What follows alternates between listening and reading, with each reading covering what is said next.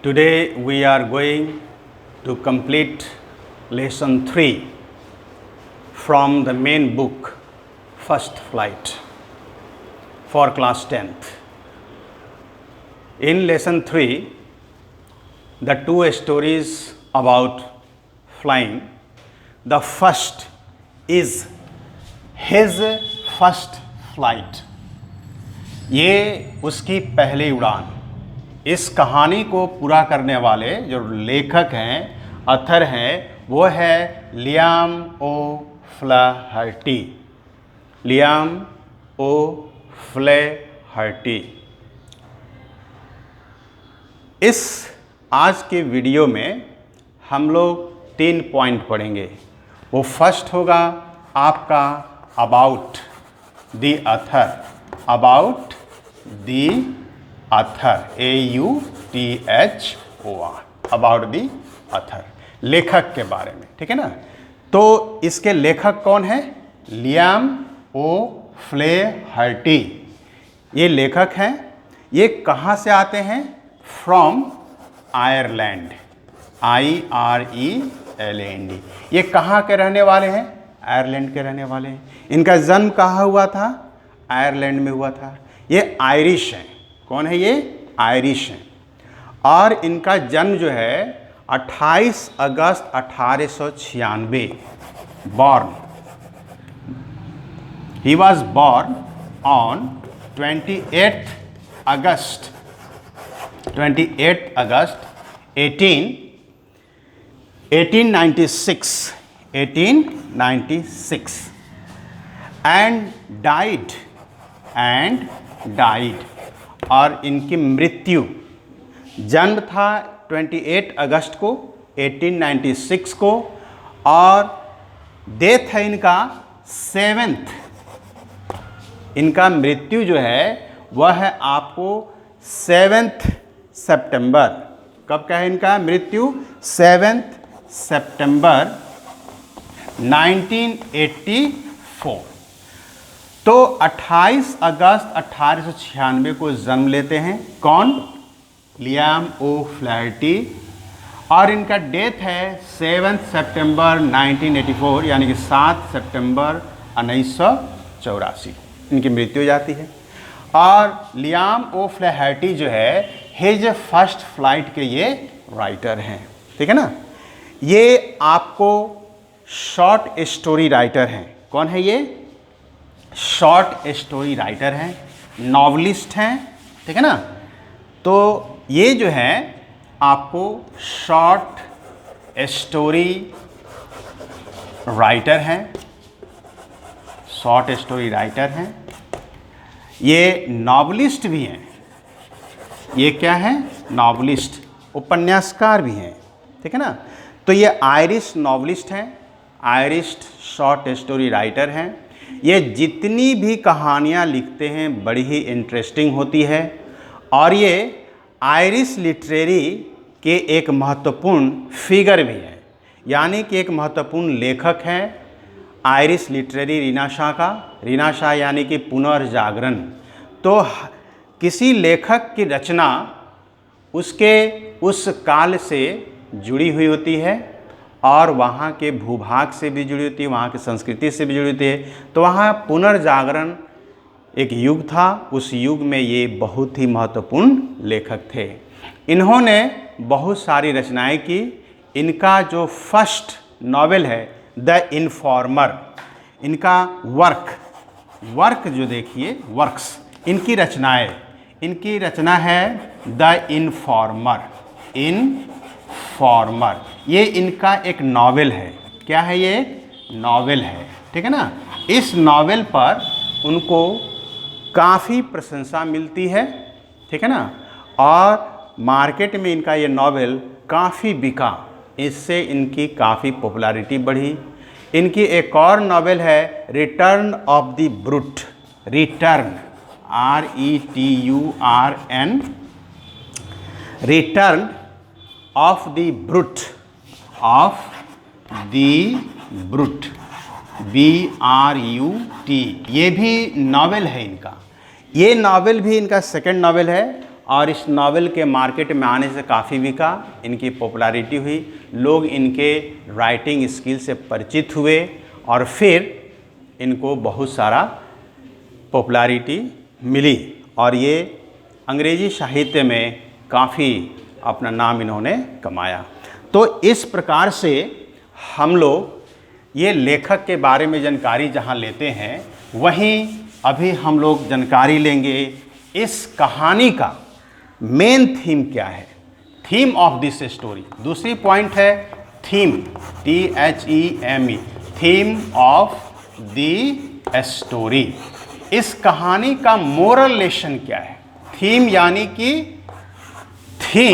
यानी कि moral lesson क्या है, इसके बारे में हम, तो इसके लिए हमारे हिंदी भाषा में, बोलचाल की भाषा में एक बहुत ही लोकप्रिय सेंटेंस है, कहावत है, डर के आगे जीत है। जीत कहाँ है? डर के आगे। तो डर के चलते आदमी प्रयास करना छोड़ देता है और वो सफलता से वंचित रह जाता है। तो इस कहानी में लेखक ने बताया है कि डर के आगे क्या है? जीत है। ठीक है ना। तो ये इसमें सटीक बैठता है। इस कहानी में एक यंग शीगल है, यानी कि एक छोटा सा बच्चा है, समुद्री पक्षी। वो डर जाता है उड़ान भरने से, अपनी पहली उड़ान भरने से डर जाता है और इसी डर के कारण वो उड़ नहीं पाता है। तो उसे उड़ना यहाँ जीत है और नहीं उड़ पाना हार है। तो यंग शीगल क्या चीज़ के चलते नहीं उड़ पाता है? डर के कारण। जब वो डर उसके अपने अंदर से निकाल देता है तो वो उड़ना सीख लेता है। तो जहाँ जीत है वहीं सारी खुशियाँ हैं, वहीं सारी आज़ादियाँ हैं। तो इस कहानी में यही बताया गया है और इसमें जो मेन थीम है वो देखेंगे सेल्फ कॉन्फिडेंस। सेल्फ कॉन्फिडेंस, इसमें सेल्फ कॉन्फिडेंस है, यानी कि आत्मविश्वास। इस कहानी में जो राइटर ने मेन थीम डालने की कोशिश किया है वो है आपका आत्मविश्वास है। उसके बाद है सेल्फ कॉन्फिडेंस के बाद मोटिवेशन। मोटिवेशन यानी कि प्रेरणा। इस कहानी में प्रेरणा की भी महत्वपूर्ण भूमिका है। और है सेल्फ रिलायंस। सेल्फ रिलायंस, ठीक है ना। सेल्फ रिलायंस का अर्थ होता है आत्मबोध, ठीक है ना। आत्मबोध कहें या अपने पैरों पर खड़ा होना कहें, स्वयं को कार्य करने के भी कह सकते हैं, सेल्फ रिलायंस है। और इसमें है बिलीफ, BELIEF, बिलीफ भी है। एंड फेथ यानी कि विश्वास, भरोसा और विश्वास भी है। ये सभी चीज़ इस कहानी का क्या है? मेन थीम है। क्लियर। और भी है, इसमें हम देखेंगे तो करेज भी है। करेज, COURAGE,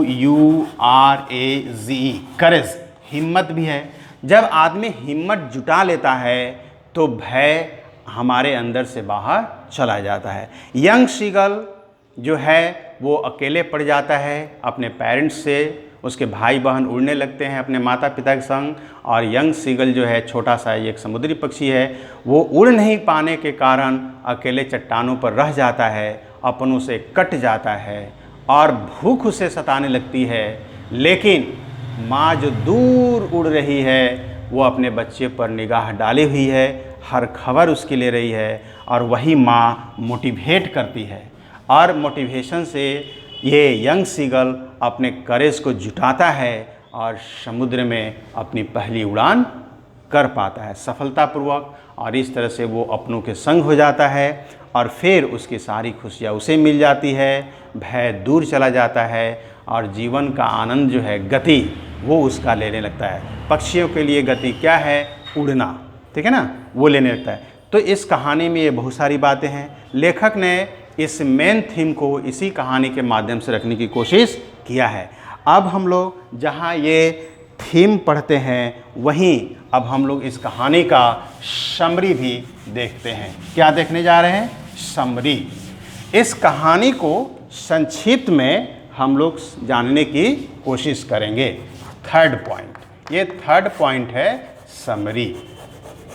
ये इस कहानी का जो समरी है उसे हम लोग देखने जा रहे हैं। तो इस कहानी में समरी क्या है वो देखते हैं। एक तो सबसे पहले जाने कि ये बड़ी ही इंटरेस्टिंग कहानी है ना। इस कहानी में एक छोटा सा सीगल है, समुद्री पक्षी है, वो काफ़ी डरा हुआ है ना। उसके 2 भाई और बहन है, वो पहले ही उड़ रहे हैं अपने माता पिता के साथ, लेकिन यंग सीगल डर के कारण वो हतोत्साहित हो जाता है, वो अपने परिवार के साथ नहीं उड़ पाता है और वह अकेले उस चट्टान पर समुद्र के किनारे रह जाता है। और 24 घंटा बीतने के बाद उसे भूख भी सताने लगती है। तो यहाँ हम देख रहे हैं फियरफुलनेस।